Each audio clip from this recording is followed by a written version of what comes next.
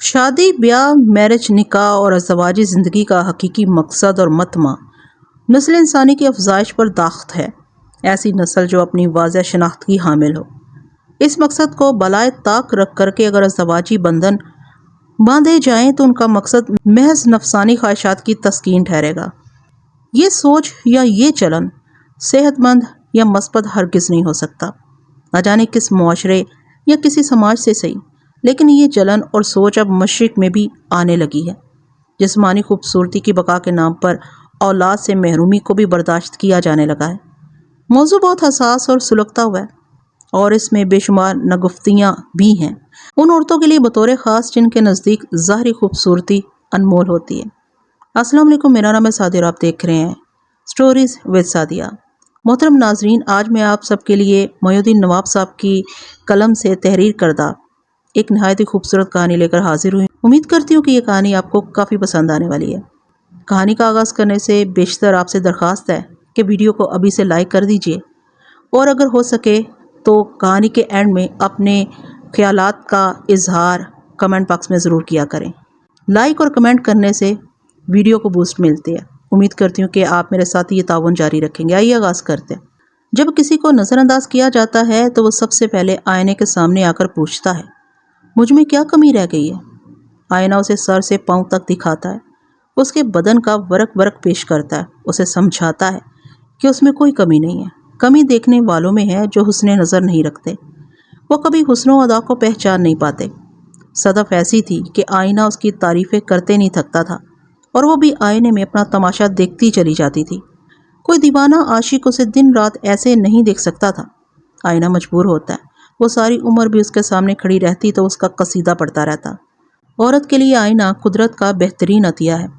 شوہر اسے دیکھ کر، چھو کر، پھر اسے پا کر ایک حد سے گزر کر بیزار ہو جاتا ہے۔ کوئی دیوانہ شوہر بھی دن رات اپنی بیوی کی پوجا نہیں کرتا، صرف آئینہ کرتا ہے۔ اس کے سامنے آتے ہی اسے اپنے اندر سمو لیتا ہے۔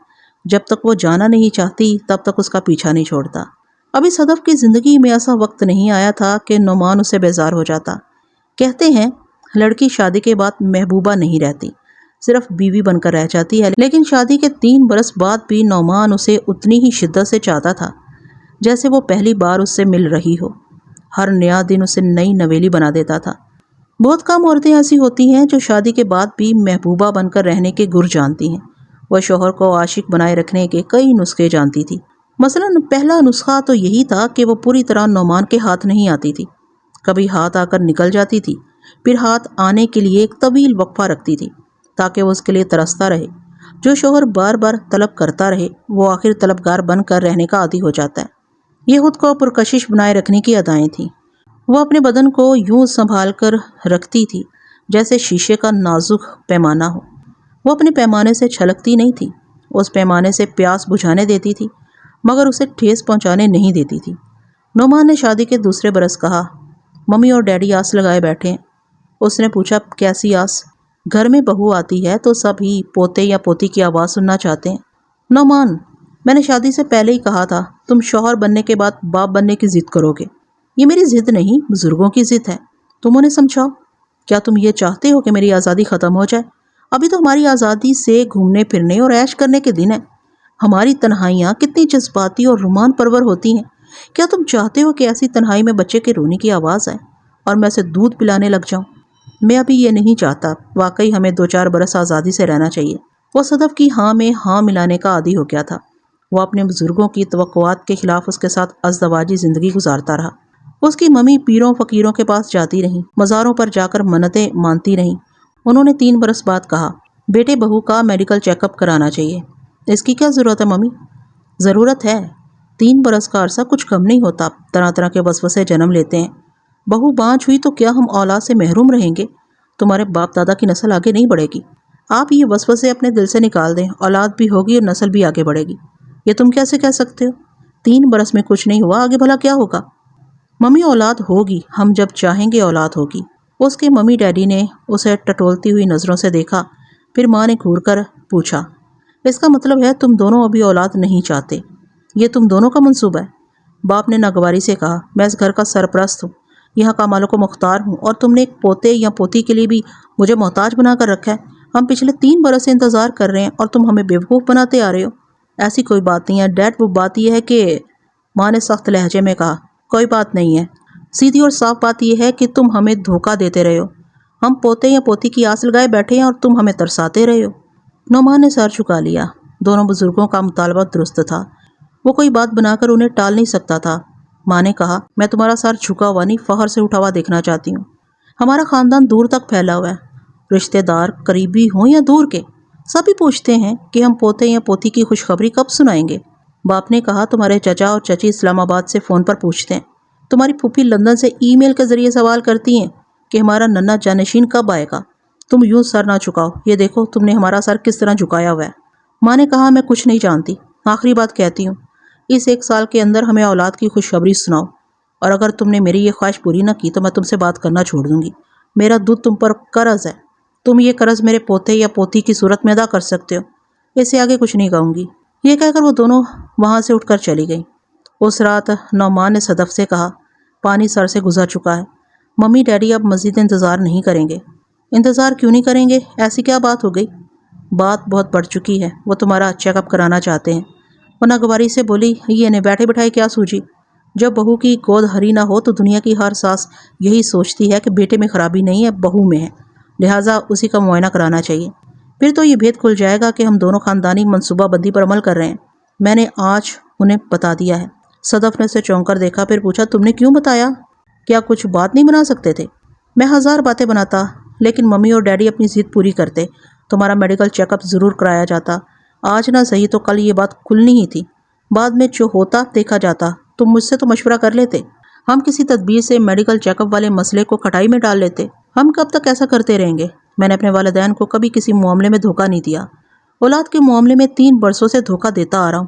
جب ممی پیروں فقیروں کے پاس جاتی ہیں، ہر نماز کے بعد پوتے یا پوتی کے لیے دعائیں مانگتی ہیں، تو میرا دل اندر سے مجھے ملامت کرتا ہے۔ وہ چڑھ کر بولی، تو صاف کہو نا، تم بھی اب باپ بننے کے لیے مچل رہے ہو۔ پلیز مجھے تانے نہ دو، میں شادی کی پہلی رات سے اب تک تمہاری بات مانتا آ رہا ہوں، اب تمہیں میری بات مان لینی چاہیے۔ اس نے نعمان کو گہری ٹٹولتی ہوئی نظروں سے دیکھا۔ اس کی آواز، اس کا لہجہ اور اس کے تیور بتا رہے تھے کہ اب وہ اپنے والدین کی خواہش ضرور پوری کرے گا۔ وہ اس کا ہاتھ تھام کر بولی، نعمان، جانتے ہو ایک بچے کے بعد کیا ہوگا؟ میرا فگر آدھا رہ جائے گا۔ عمارت کو ڈھانے کے لیے ایک زلزلہ ہی کافی ہوتا ہے، کیا تم تاج محل کو کھنڈر بنانا چاہتے ہو؟ ایسی کوئی بات نہیں ہوگی، دنیا کی تمام عورتیں ماں بنتی ہیں، وہ کھنڈر نہیں کہلاتی۔ ماں بننے کے بعد پہلے سے زیادہ شخصیت میں نکھار پیدا ہوتا ہے۔ عورت کی عظمت ماں بننے میں ہے۔ میں ایسی عظمت نہیں چاہتی، میں اپنا گلیمر، اپنی موجودہ کشش برقرار رکھنا چاہتی ہوں۔ تو میرے لیے ہمیشہ پرکشش رہو گی، میرے بچے کی ماں بن کر میرے اندر اپنی جڑیں اور مضبوط کر لو گی۔ اگر میں ماں بننا نہیں چاہوں تو کیا تم زبردستی اپنی بات منواؤ گے؟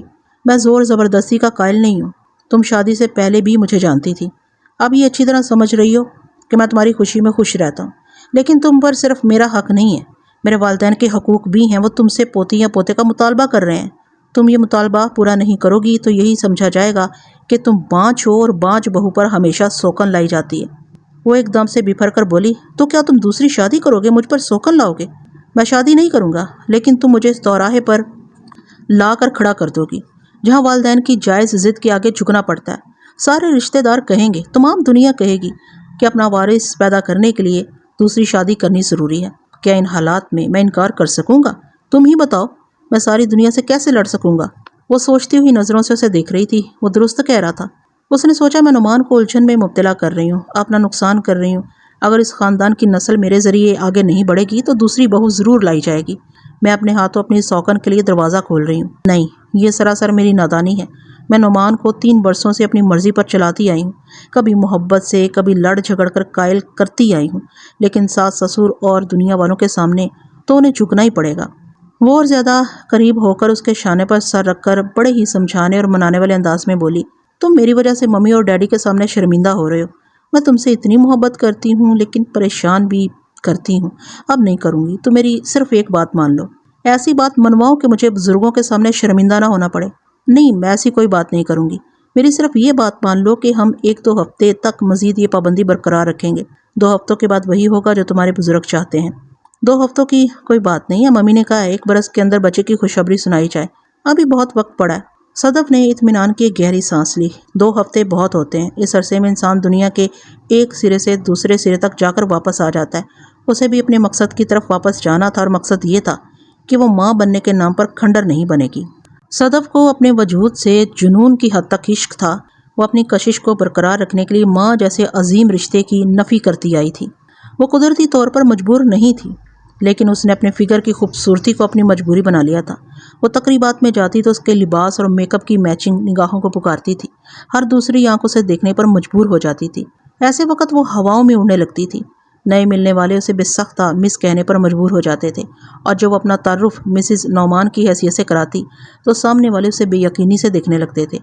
ان کے چہروں اور رد عمل سے یوں لگتا تھا جیسے جام ہاتھ میں آنے سے پہلے ہی چھین لیا گیا ہو۔ یوں تو سب ہی اسے بے باکی سے دیکھتے تھے، لیکن شادی شدہ حضرات جب اسے اپنی بیگمات کی اوٹ سے جھانک کر دیکھتے تو اسے ایک انجانی سی مسرت حاصل ہوتی تھی۔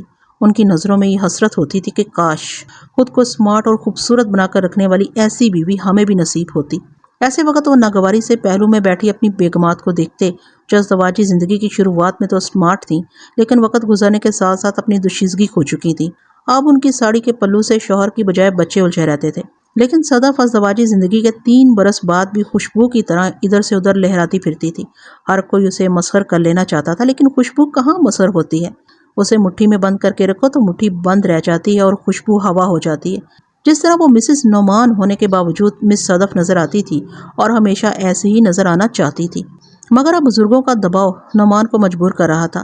ایسے میں صدف نے اسے تسلی دی تھی، لیکن خود بے چین ہو گئی تھی، اور یہی بے چینی اسے اپنی سہیلی ڈاکٹر رملہ کے کلینک میں لے آئی۔ وہ اسے دیکھتے ہی اپنی جگہ سے اٹھ کر اس کے گلے لگ گئی، پھر اس کے رخسار چوم کر بولی، "او صدف میری جان، کیسی ہو؟" وہ اسے الگ ہو کر ایک ادا سے بولی، "بہت اچھی ہوں اور ایسے ہی رہنا چاہتی ہوں، تبھی تمہارے پاس آئی ہوں۔" پھر اس نے کرسی پر بیٹھی ہوئی ایک مریضہ کو دیکھ کر رملہ سے کہا، "تم فارغ ہو جاؤ، پھر باتیں ہوں گی۔" وہ اپنی کرسی پر بیٹھتے ہوئے بولی، "اچھی بات ہے، میں مریض سے فارغ ہوتے ہی تمہیں اٹینڈ کرتی ہوں۔"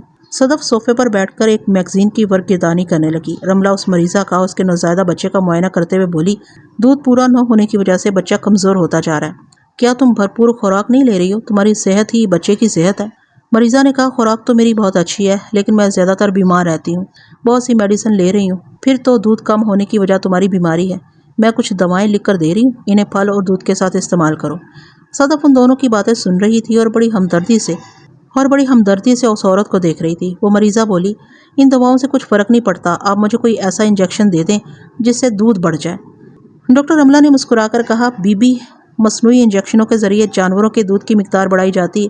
تم انسان ہو، میں تمہیں انسانوں والی دوائیں دے رہی ہوں، انشاءاللہ بچے کو دودھ کم نہیں پڑے گا۔" وہ مریضہ نسخہ لے کر چلی گئی۔ صدف نے بڑی ہمدردی سے سوچا، یہ بیچاریاں ماں بننے سے پہلے ہی عذاب جھیلتی ہیں اور ماں بننے کے بعد بھی مصائب کا سامنا کرتی رہتی ہیں۔ ڈاکٹر رملہ کچھ دیر تک اپنے مریضوں میں الجھی رہی۔ جب وہ فارغ ہوئی تو صدف اس کے قریب ایک کرسی پر بیٹھتے ہوئے بولی، "اگر تم ڈاکٹر نہ ہوتی تو میرا بڑا نقصان ہوتا۔ ان 3 برسوں میں 3 عدد بچے میرے آگے پیچھے جھول رہے ہوتے۔ تھینکس گاڈ میں اس جھنجھٹ سے محفوظ ہوں۔" وہ مسکرا کر بولی، "بچے زیادہ ہو جائیں تو جھنجھٹ بنتے ہیں۔ نہیں بھائی، 1 ہو یا 10 ہو، گود میں آتے ہی عورت کے گلیمر کو ختم کر دیتے ہیں، اس کی اپنی کوئی شخصیت ہی نہیں رہتی۔ سب عورتیں تمہاری طرح نہیں سوچتی، بچہ تو ایسا خوبصورت تحفہ ہے جو ہر عورت اپنے خاندان کو دینا چاہتی ہے، ایک تم ہی ہو جو کتراتی ہو۔ تو کیا میں خاندان والوں کی خوشی کی خاطر اپنا فگر بگاڑ لوں؟ 1 عدد بچہ گود میں لٹکا کر کارٹون بن کر شاپنگ کروں، ڈرائیونگ کروں، تقریبات میں جاؤں؟ نہ بابا نہ، مجھ سے یہ نہیں ہوگا۔ میں تو ایسا سوچ کر ہی لرز جاتی ہوں۔ تم شادی کے دن سے اب تک اپنی ضد اور میرے مشوروں پر چلتی آئی ہو۔ یہ تمہاری خوش قسمتی ہے کہ تمہیں نعمان جیسا شوہر ملا ہے جو تمہاری بیجا ضد کے آگے جھکتا رہتا ہے۔ وہ ذرا افسردگی سے بولی، "لیکن اب نہیں جھکیں گے۔" اس نے چونک کر پوچھا، "کیا مطلب؟ کیا نعمان باپ بننا چاہتا ہے؟" "وہ باپ بننا چاہیں یا نہ چاہیں، لیکن میرے ساس سسر دادا دادی بننا چاہتے ہیں۔" "او آئی سی، یعنی سرد جنگ جاری ہے۔ نعمان کا کیا ری ایکشن ہے؟" "ان کا ری ایکشن کیا ہوگا؟ پہلے وہ میری ضد کے آگے جھکتے تھے، اب والدین کی ضد کے سامنے جھک رہے ہیں۔" رملہ کچھ دیر سوچنے کے بعد بولی، "ویسے دیکھا جائے تو وہ ٹھیک ہی کہہ رہے ہیں، سبھی والدین اپنی نسل کو آگے بڑھتے اور پھلتے پھولتے دیکھنا چاہتے ہیں۔" وہ چڑھ کر بولی، "تم بھی ان سب کی حمایت کر رہی ہو۔ والدین کی خواہش پوری کرنے میں نعمان کا کچھ نہیں بگڑے گا، لیکن میں سراسر نقصان اٹھاؤں گی۔ ایک ننھا سا بچہ میری کشش اور میرے گلیمر کو تباہ کر دے گا، میرے فگر کا ستیہ ناش کر دے گا، اور میں ایسا نہیں ہونے دوں گی۔ تمہیں تو صرف اپنے فگر کی پڑی رہتی ہے، شوہر کی اور سسرال والوں کی خوشیوں کا کوئی خیال نہیں ہے۔ نعمان مجھے بہت چاہتے ہیں، لیکن میں جانتی ہوں جب بچے ہو جائیں گے اور میں جسمانی طور پر بھدی ہو جاؤں گی تو یہی نعمان مجھے اپنے ساتھ کسی تقریب میں لے جاتے ہوئے شرمائیں گے۔ مجھے نظر انداز کریں گے۔ میں نے اکثر ایسے شوہروں کو دیکھا ہے جو اپنی بیگمات سے نظر بچا کر خوبصورت اور سمارٹ لڑکیوں کو دیکھتے ہیں۔ نعمان بھی ایسے ہی ہو جائیں گے اور مجھ سے تو یہ برداشت نہیں ہوگا۔ وہ مسکرا کر بولی، سب ایسے نہیں ہوتے اور میں نہیں سمجھتی کہ نعمان کبھی تمہارے ساتھ ایسا رویہ اختیار کریں گے۔ ارے رہنے دو، بچے کے رونے کی آواز شوہر کی ساری دیوانگی دھو ڈالتی ہے۔ کباب میں ہڈی کون پسند کرتا ہے؟ آہستہ آہستہ دوریاں بڑھنے لگتی ہیں، بیوی بچوں میں الجھ کر رہ جاتی ہے اور میاں صاحب کباری دوشیزاؤں ڈورے ڈالنا شروع کر دیتے ہیں۔ وہ اس کی بات سن کر ہنسنے لگی، پھر بولی، تمہاری سوچ تو شروع سے ہی الٹی ہے۔ ارے بے وقوف، بچہ ہونے سے تو محبت مزید بڑھتی ہے۔ ہر شوہر کی یہ دلی خواہش ہوتی ہے کہ اس کی بیوی کی گود میں اس کا بچہ کھیلے، اس کی نسل اس کی گود میں پروان چڑھے۔ ایسے میں اسے بیوی پر بہت پیار آتا ہے۔ نہیں بھائی، مجھے ایسی محبت، ایسا پیار نہیں چاہیے جو مجھے تماشا بنا دے۔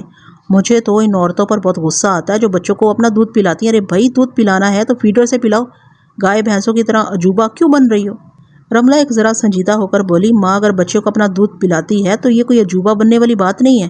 تم سونے کے زیورات پہنتی ہو اور یہی ڈیزائن تمہیں آرٹیفیشل جیولری میں بھی مل جائیں گے، لیکن تم سونے کے زیورات کو ترجیح دیتی ہو کیونکہ انہیں پہن کر تمہیں دلی سکون اور فخر حاصل ہوگا، جبکہ آرٹیفیشل جیولری پہن کر ایسا کچھ نہیں ہوتا۔ اسی طرح دودھ کے بارے میں بھی سوچو، قدرتی دودھ میں اور ڈبے کے دودھ میں بھی یہی فرق ہوتا ہے۔ تم ڈبے کے دودھ کی برائی کر رہی ہو، جبکہ بھی کچھ دیر پہلے تم نے ایک عورت کو مشورہ دیا تھا کہ وہ اپنے بچے کو لیکٹوجن 2 پلائے۔ کچھ مجبوریاں ہوتی ہیں جن کی وجہ سے ہم ڈبے کا دودھ استعمال کرنے کا مشورہ دیتے ہیں۔ کچھ عورتوں کے قدرتی طور پر دودھ نہیں اترتا یا بچے کے لیے کم پڑتا ہے، تو ایسی صورت میں ڈبے کے دودھ کا سہارا لیا جاتا ہے۔ مگر آج کل متوسط طبقے کی اور اپر کلاس کی عورتوں نے تو اسے فیشن بنا لیا ہے۔ پڑھی لکھی ہونے کے باوجود ایسی نادانی کرتی ہیں۔ ان سے اچھی تو جاہل اور غریب عورتیں ہیں جو اپنے بچوں کی صحت چاہتی ہیں اور انہیں اپنا دودھ پلاتی ہیں۔ وہ ایک ذرا ناگواری سے بولی، غریب عورتیں ایسے بچوں کو اپنا دودھ صرف اس لیے پلاتی ہیں کیونکہ وہ ڈبے کے مہنگے دودھ افورڈ نہیں کر سکتی۔ ان کے برعکس پڑھی لکھی اور سمجھدار عورتیں بچوں کو اپنا دودھ پلا کر اپنے گلے کی گھنٹی نہیں بناتی، بلکہ اپنی سہولت کو دیکھتے ہوئے انہیں آیا کے حوالے کر دیتی ہیں۔ ایسی عقل مند عورتوں کو تم لوگ فیشن زدہ کہتے ہو۔ یہ عقل مندی نہیں، نادانی ہے۔ دودھ نہ پلانے کے باعث عورتیں سینے کی مختلف بیماریوں میں مبتلا ہو جاتی ہیں۔ بعض اوقات یہ بیماریاں ناقابل علاج ہو جاتی ہیں۔ ایسی ہی عورتوں کو بریسٹ کینسر ہو جاتا ہے۔ طبی نقطۂ نظر کے مطابق ماں کا دودھ بچے کے لیے بہترین غذا ہے۔ تم ذرا ماں تو بنو، پھر دیکھنا میں اپنے مشوروں اور اپنی نصیحتوں پر تمہیں چلاؤں گی۔ میں اور ماں کبھی نہیں، ایسا تو ہو ہی نہیں سکتا، میں کبھی ماں نہیں بنوں گی۔ مجھے تو یہ سوچ کر ہی وحشت ہو رہی ہے کہ میں کبھی کبھی بچہ گود میں لٹکائے پھروں گی۔ پھر ان کا کیا ہوگا جو تم سے اپنے پوتے یا پوتی کی آس لگائے بیٹھے۔ نعمان کے بارے میں سوچو، آخر وہ کب تک اپنے والدین کو ٹالتا رہے گا؟ وہ مرد ہے، ابھی پیار سے جھک رہا ہے، تمہارا مسلسل انکار اسے سرکش بنا سکتا ہے۔ ایسا کچھ نہیں ہوگا، میں انہیں باپ بنانے سے انکار نہیں کروں گی، لیکن خود کبھی ماں نہیں بنوں گی۔ وہ لچ کر بولی، یہ کیا بات ہوئی؟ تم ماں نہیں بنو گی تو وہ باپ کیسے بنے گا؟ کیا سوکل لانے کا ارادہ ہے؟ دوسری شادی بچوں کا کھیل نہیں ہے، یہ سب ڈرانے دھمکانے کی باتیں ہوتی ہیں۔ میں ڈرپوک نہیں ہوں جو سسرال والوں کی ایسی دھمکیوں سے ڈر جاؤں گی اور ان کے سامنے ہتھیار ڈال دوں گی۔ مجھے کچھ سمجھ میں نہیں آ رہا، تم کیا کرنے والی ہو؟ مجھے کچھ نہیں کرنا، سب کچھ تمہیں کرنا ہے۔ وہ حیرانی سے بولی، مجھے کیا کرنا ہوگا؟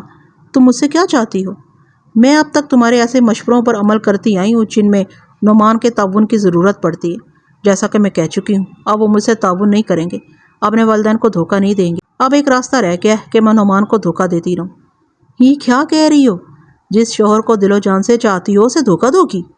میرے دھوکہ دینے سے انہیں کوئی جانی یا مالی نقصان نہیں پہنچے گا۔ رملہ اسے سوچتی ہوئی نظروں سے دیکھنے لگی۔ وہ اس کا ہاتھ تھام کر بولی، پلیز مجھے ایسی گائیڈنس دو جس میں نعمان کو ہمراز بنائے بغیر میں ماں بننے سے محفوظ رہوں۔ وہ ایک گہری سانس لے کر اس کے ہاتھ کو تھپ تھپاتے ہوئے بولی، ایک سہیلی کو جس حد تک کام آنا چاہیے میں تمہارے کام آؤں گی۔ یہ تمہاری مرضی ہے کہ تم ماں نہیں بننا چاہتی، مگر قدرت سے کب تک جنگ کرتی رہو گی؟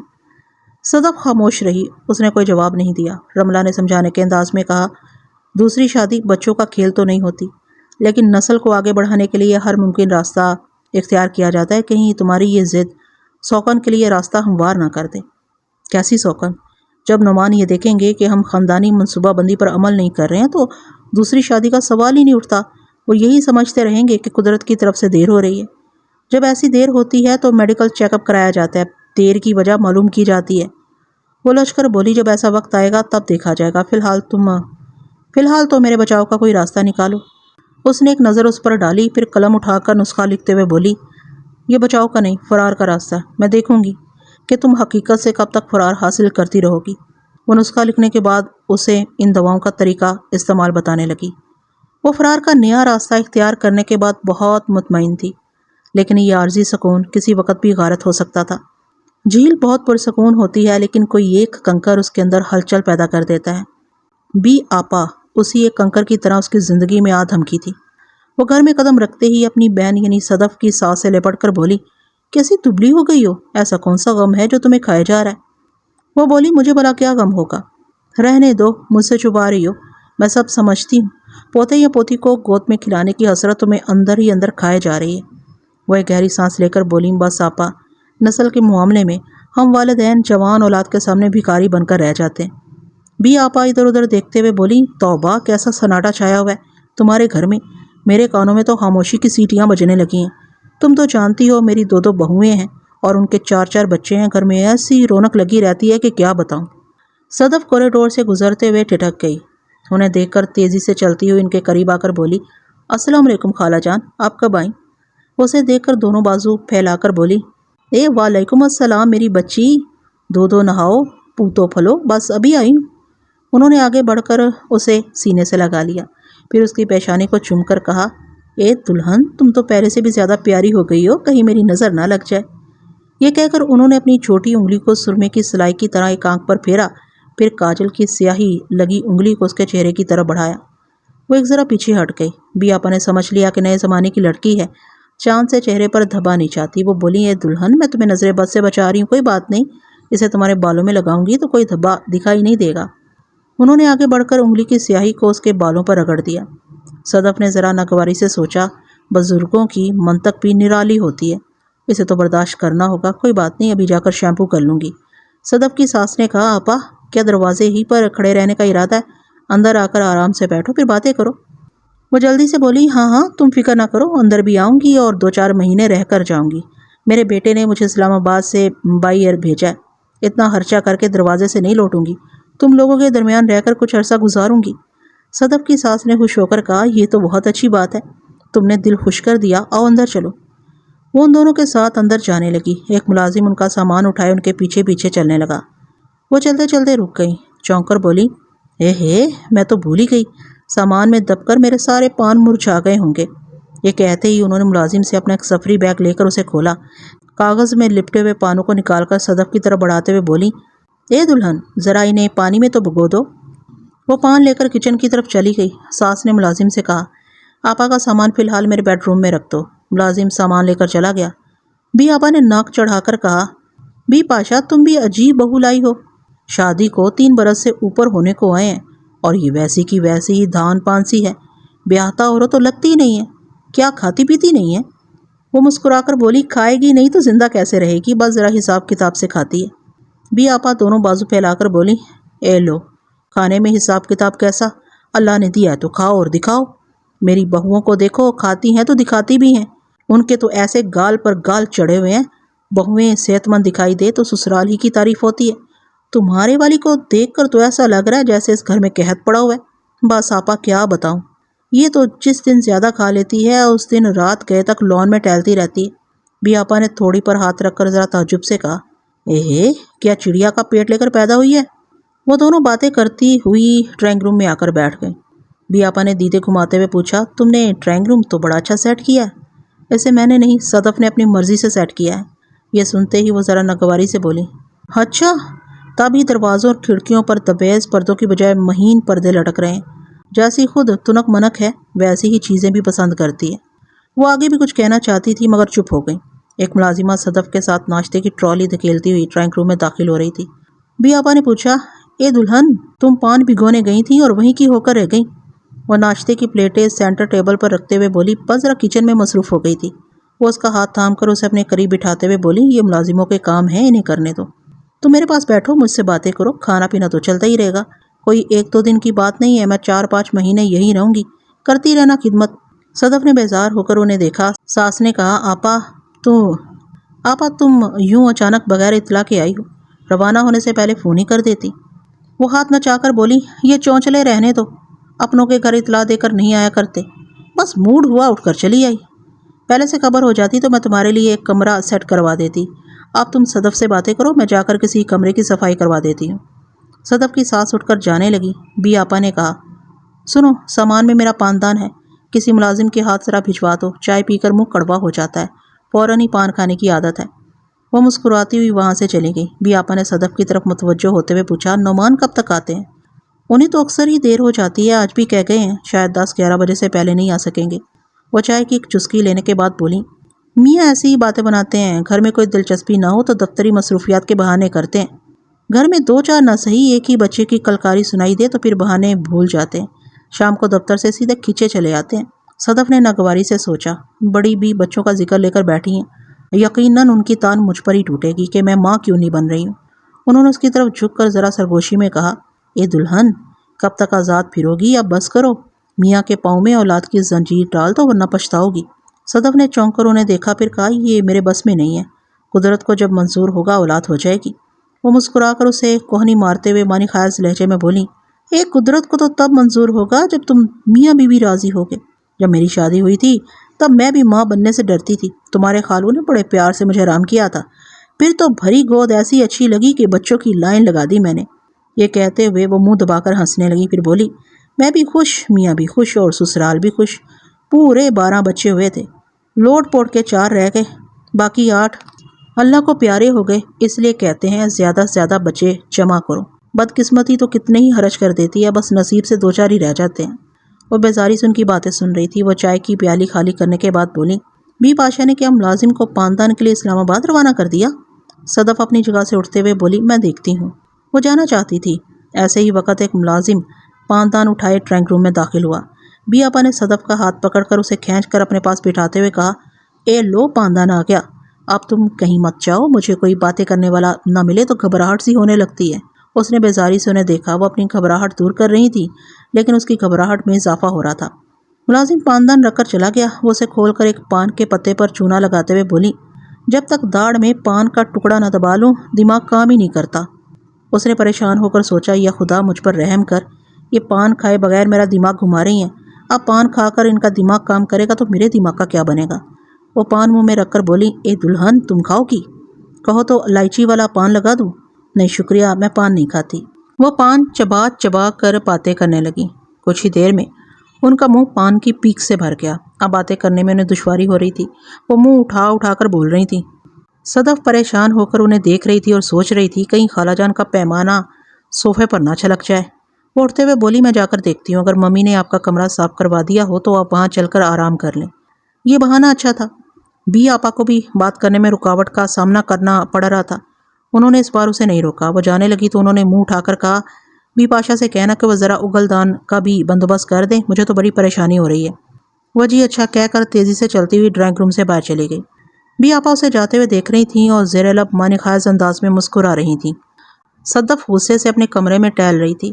کچھ دیر پہلے وہ نیچے ڈرائنگ روم میں تھی، وہاں سب ہی گھر کے افراد موجود تھے، اچھا خاصا پکنک کا پروگرام بن رہا تھا، بہت دنوں سے آؤٹنگ بھی نہیں ہوئی تھی، سب ہی خوش تھے، بڑھ چڑھ کر پروگرام میں حصہ لے رہے تھے۔ ایسے میں بی آپا نے اولاد کا ذکر شروع کر دیا، گھر میں بچے ہوتے تو پکنک کا مزہ دوبالا ہو جاتا۔ صدف یہ سنتے ہی سلگ گئی، وہ سمجھ گئی کہ اب خالہ جان اس موضوع پر بے تکان بولتی چلی جائیں گی۔ اس نے موضوع بدلنے کی کوشش کی لیکن وہ تھیں کہ ریکارڈ کی طرح بجتی چلی گئی۔ تب ہی وہ جھنجھلا کر وہاں سے چلی آئی تھی۔ وہ ناگواری سے ٹہل رہی تھی، پھر اس نے دروازے کی طرف دیکھا۔ نعمان دروازہ کھول کر اندر آ رہا تھا۔ اسے دیکھتے ہی بولا، تمہارا موڈ اچانک ہی آف ہو گیا، کیا خالہ جان کی باتیں بری لگی؟ کیا بری نہیں لگنی چاہیے؟ اچھا خاصا تفریح کا پروگرام بن رہا تھا، سب ہنس بول رہے تھے، لیکن خالہ جان کو تو ہم سے خدا واسطے کا بیر ہو گیا ہے، انہیں آئے ہوئے 10 دن ہو چکے ہیں، دن دیکھتی ہیں نہ رات، انہیں کسی کے موڈ کی بھی پرواہ نہیں ہوتی، کسی نہ کسی بہانے بچوں کا ذکر لے بیٹھتی ہیں اور تان اس بات پر ٹوٹتی ہے کہ مجھے ان کے پاس بیٹھے بیٹھے ماں بن جانا چاہیے۔ وہ ہنسنے لگا۔ اس نے جھنجھلا کر پوچھا، آپ ہنس رہے ہیں؟ تم بات ہی ایسی کر رہی ہو، ایسی باتیں میں نہیں آپ کی خالہ جان کرتی ہیں، آپ ہی بتائیں، اب تو میں اپنی کوئی ضد بھی نہیں منوا رہی ہوں، سب کچھ قدرت پر چھوڑ دیا ہے، اب جب خدا کو منظور ہوگا تب اولاد ہو جائے گی، انہیں اتنی فکر کیوں ہے؟ وہ اس کے قریب آ کر بڑی اپنائیت سے بولا، تم ان کی باتوں کو دل پر مت لیا کرو، میں تو تمہاری طرف سے مطمئن ہوں، خوش ہوں کہ تم میری اور میرے والدین کی خوشی کو پورا کرنے کے لیے اپنی ضد بھول گئی ہو، تم مجھے ایک بھرپور اور مسرتوں سے بھری زندگی کا خواب دکھا رہی ہو اور مجھے امید ہے کہ جلد ہی اس کی تعبیر ملے گی۔ وہ بڑی محبت سے بول رہا تھا اور وہ اس سے نظریں چرا رہی تھی۔ ایک دل کہہ رہا تھا، صدف تم خود غرض ہو، ایسے بھروسہ کرنے والے شوہر کو دھوکہ دے رہی ہو۔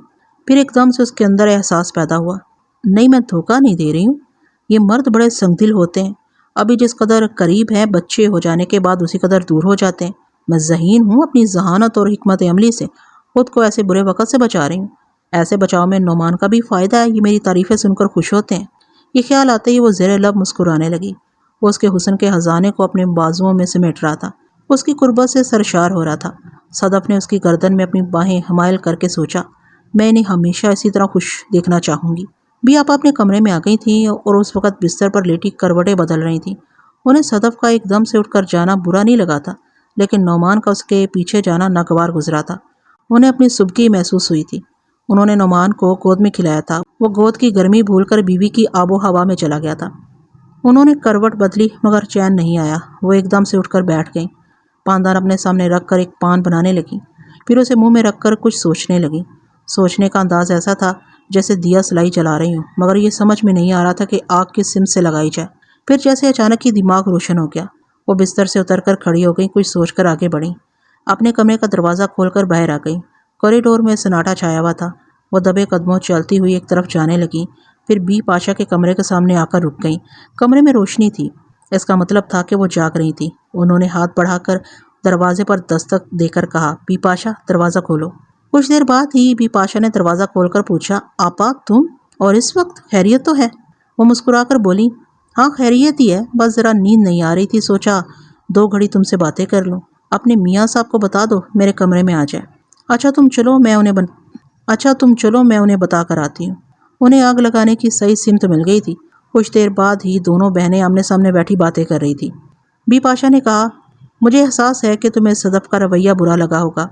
نہیں، میں تم سے دلہن کی شکایت نہیں کروں گی، اسے جیسی تربیت دی گئی ہوگی وہ ویسی بن کر دکھا رہی ہے، لیکن نعمان کو تم نے اور میں نے پالا ہے، اس کی تربیت میں کہاں کمی رہ گئی تھی جو وہ بزرگوں کا ادب و آداب ہی بھول گیا۔ نہیں آپا، تم غلط سوچ رہی ہو، میرے بیٹے کی تربیت میں کوئی خامی نہیں ہے، وہ تو بہت ہی فرما بردار بیٹا ہے۔ ہاں تو میں کب انکار کر رہی ہوں کہ نعمان فرما بردار نہیں ہے، لیکن تمہارا نہیں، وہ اپنی بیوی کا فرما بردار ہے۔ تم نے دیکھا نہیں تھا کیسے اپنی بیگم کے پیچھے پیچھے اٹھ کر چلا گیا تھا؟ میں محسوس کر رہی ہوں کہ تم ہی اسے شے دیتی ہو۔ میں تو کہتی ہوں بیٹے کو ممتا کی لگام دو، اسے اپنی ڈگر پر چلاؤ، لیکن تم تو شاید کچھ دیکھتی ہو نہ سنتی ہو۔ تم بے فکر رہو، نعمان ایسا نہیں ہے، وہ میرا بیٹا ہے، میری بات مان رہا ہے، دیکھ لینا 1 سال کے اندر ہی وہ مجھے دادی بنا دے گا۔ تم یہ کیسے کہہ سکتی ہو کہ وہ تمہاری بات مان رہا ہے؟ ہو سکتا ہے وہ ابھی بیوی کی انگلی پکڑ کر چل رہا ہو۔ بی پاشا نے سوچتی ہوئی نظروں سے دیکھا، پھر کہا، ایسا نہیں ہو سکتا، میں نے جو 1 سال کا الٹیمیٹم دیا ہے وہ ضرور کارگر ثابت ہوگا۔